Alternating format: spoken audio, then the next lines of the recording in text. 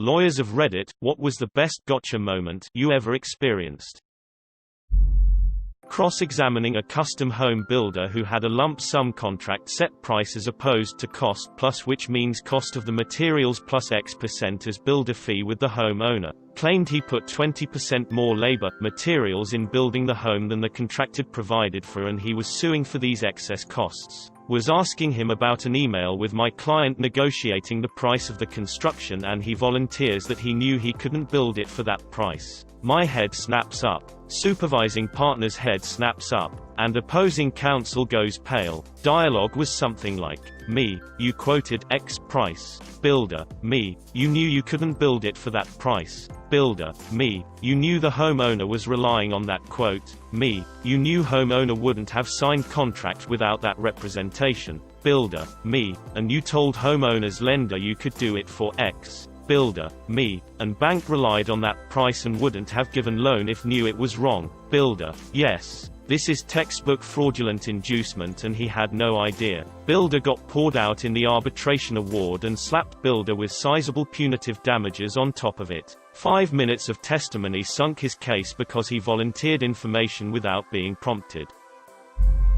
I was suing a landlord who failed to make serious repairs in order to force the tenant out. The hard part is proving bad intent instead of mere idiocy, so you get higher damages. Code enforcement was involved, so I request those records. The landlord left a voicemail to the enforcement department saying to hold off on the fines. They will make the repairs as soon as the tenant is forced out. That was an easy case. Plaintiff had an X-ray of an allegedly broken arm. It seemed off to me and the dates didn't make sense. I was in-house at an academic medical center. I looked at the case more closely and discovered the plaintiff was a X-ray tech at another hospital. After that, it was all over. Represented a DUI client who swore up and down to me he hadn't been drinking or doing any drugs. Newbie officer who had his field training officer with him in the car. Rookie pulls client over for a tag violation. Walks back to the car with body camera still on. Training officer says get him out for a DUI, and the rookie says but he's not intoxicated, to which the reply was do it anyway. Body cam clicks off. Turns on 7 minutes later and they're doing field sobriety exercises on my client. Client sat in custody for 3 weeks until I finally got the tape from the prosecutor and presented it to the judge. The oh shit looks from the prosecutor and FTO when the judge saw the tape. I'll treasure that one. Judge wrote the police chief a letter saying the FTO was dead to him and he'd deny every search warrant he tried to bring thereafter for being a liar. Client is hopefully still on track with his civil attorney in a lawsuit. I had a former client file for bankruptcy and in connection with that case brought an action against his landlord for violating the automatic stay. In order to prove damages, he wanted to show he paid my firm for legal fees in connection with the landlord's pursuit of rent in violation of the stay. So this former client's bankruptcy lawyer serves me a subpoena to show up at the bankruptcy hearing. He didn't ask me any questions prior but just gave me the gist of what the objective was, i.e., verify with the court the time I spent and the cost to his client.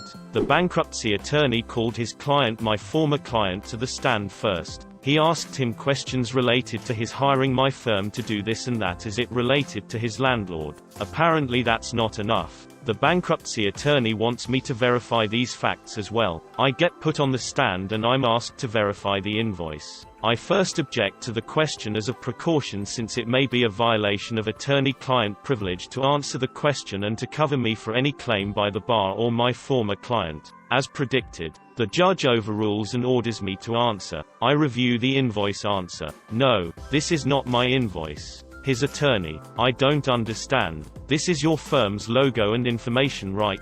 Me: yes. His attorney: and you provided these legal services, right? Me: no. A very confused attorney slowly started to put together after a couple more follow-up questions that this idiot client of ours had manufactured my invoice to prove his damages. Needless to say that I could have given his new attorney the heads up. But I wasn't going to help someone who had committed perjury to the court using my name. I had represented him in a completely different matter and this guy was trying to make some extra cash through this bankruptcy hearing. 2 lessons. Tell your attorney everything, and as an attorney, make sure your client feels comfortable to tell you everything. The first case I ever did. Opposing counsel misplaced the copy of my client's driver's license. Rather than admitting his mistake and asking me to resend it, he filed a motion to compel, claiming we never sent it. Well, I was able to provide proof that we'd sent it to him like 8 months ago, so the judge was rather displeased with his antics. Had a client accused of leading the cops on a high-speed chase. The cop on the stand estimated he was going 90 miles per hour, but never actually clocked him. Then the cop identified where the chase started with me, and where it ended. It lasted about 2 miles. Then we went through his log of when it started and when it ended. About 3.5 minutes. Once you walk through the math on that, the average speed of this chase was 35 miles per hour. Client got acquitted really quickly after that. I was trying to get a restraining order for a woman in DV court from her son's father. We are presenting testimony and she details a story where he grabbed her arm and slammed it on the tub, breaking her wrist. On cross, I asked the accused if he ever broke my client's wrist on purpose. His response, "Yeah, I did. She was 9 months pregnant, about to smoke crack and wouldn't stop. I tried to grab her arm to get the pipe and protect my unborn son." She left that detail out in her conversations with me. Worked as paralegal, investigator, working a trade secrets case involving the manufacture of dental wheels used to grind teeth. Long story, but go with it. Company A was a small family-owned manufacturer but made the best product on the market from a small factory in the middle of nowhere. Sold massive amounts of product because of quality. Its location was remote enough and the owner paid employees so well. The employees stayed there forever. All of them had worked there for 30+ years. When the founder of Company A died, it was sold to International Company B because the kids and grandkids had no interest in the company. Company B then closed the old factory and tried to use Company A's formula at their facilities. Company B couldn't make the formula work. Now enter Company C, another international company who lost the bid on buying Company A. When Company C heard about the problems Company B was having, they bought the old factory facilities and then rehired the old staff to restart production. All the employees of old Company A were delighted to have their good-paying jobs back and went straight to work, producing the better quality items once again, and Company C's product worked. Company B sues Company C for trade secrets violation. When you buy a company, you buy the trade secrets. And this company had a bunch. This product was just one part, but the most profitable part of their operation. Thus, Company C, because of their action, was accused of violating the laws governing trade secrets. Company B even managed to get a temporary restraining order against Company C in federal court, and Company C had to stop manufacturing at the old plant now owned. This is when I enter the picture. Our firm represented Company C and I was assigned to interview all the employees. I was in the living room of this delightful older lady in her late 50s that offered me snacks, asked me if I was married and wanted to set me up with her granddaughter. You name it. Best and funniest interview ever. Then she drops the bomb. I asked her how she knew how to make the product. All my previous interviews said so and so taught them. She said, from the directions on the wall. Total moment of silence. Directions on the wall. Yes, she said. No one ever looks at them, but there is a board on the wall with the directions. I call the janitor of the facility from her phone. Yeah, this is before cell phones, and had him meet me there. He unlocks the place and yep, covered in probably 40 years of dust, making it just part of the background, is a board with the entire process on it. Thus, when Company B sold the factory, which was eventually purchased by Company C, Company B accidentally sold the trade secret to Company C because they abandoned it on the wall. I did serious evidence sourcing on this. My best pictures were of this 65-plus-year-old former janitor knocking the dust off the pages, taking the entire board off the wall, putting it in paper bag, and sealing it so I never touched it. Every picture he smiled for the camera. His foo expression was priceless in every picture. They were so freaking funny. The judge in federal court was laughing his ass off when he heard the details of what I found to reverse the restraining order. When he opened the bag, he laughed even more. The factory reopened immediately. Company B and C settled by agreeing that they both got to use the trade secret but couldn't sell it to anyone else. what they really figured out was, those little old ladies had slightly changed the formula over the years and slightly made them better over time. Even the formula on the wall didn't work as well as these little ladies did. Not so much a gotcha as it is the defendant giving themselves up. When I worked for insurance defense, I handled a fraud case where a man reported his Rolex as being stolen. He was adamant that he was at a hotel and it was stolen. He has shown no proof of being in a hotel, so it's flagged. We go through the whole process and finally reached depositions. He gets sworn in and eventually let out that he wasn't at a hotel but rather with his mistress and he had left it at her house. His wife noticed he didn't have it on, so he immediately claims it must have been stolen, etc., etc. This man decided to hire an attorney and go through this whole circus just so his wife wouldn't find out about his affair. Needless to say, the claim was denied. Perhaps not my best, but it was recent and pretty good. I represented a guy whose car died in the middle of the freeway at 4 a.m. He put his hazard lights and called 911 for help. At the same time, an LAPD cop, heading to work around the same time in a police unmarked car, was driving around 87 to 92 miles per hour per our deconstructionist. He doesn't see our guy, strikes him and causes a major 6-car collision, including overturning an 18-wheeler truck.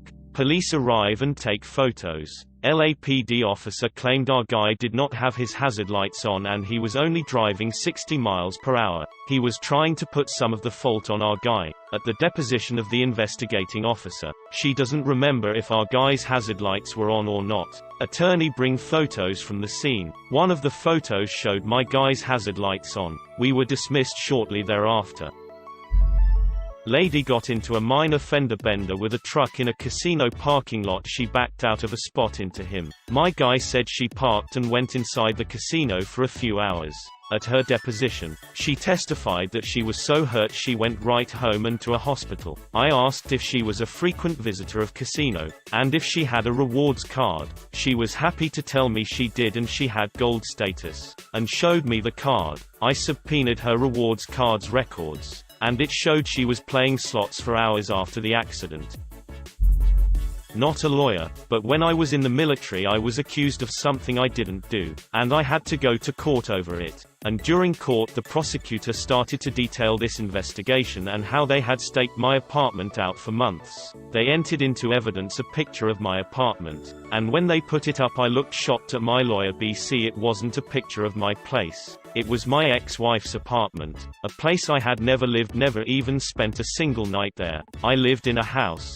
She lived in an apartment, and when my lawyer was asked if she objected to the picture being entered into evidence, she replied, "I don't mind them entering it into evidence as long as they change the listing of it." And when one of the members of the panel, no judge, 3-member board, asked what was wrong with the listing, she looked at him and said that's not his apartment. On top of this, the witness they used against me described going to my house on the night in question, and she named the subdivision where she had visited me. Except that wasn't where I lived either, also wasn't where the picture they had was either. Case was dismissed and I was told they requested the witness to return to answer questions about perjury.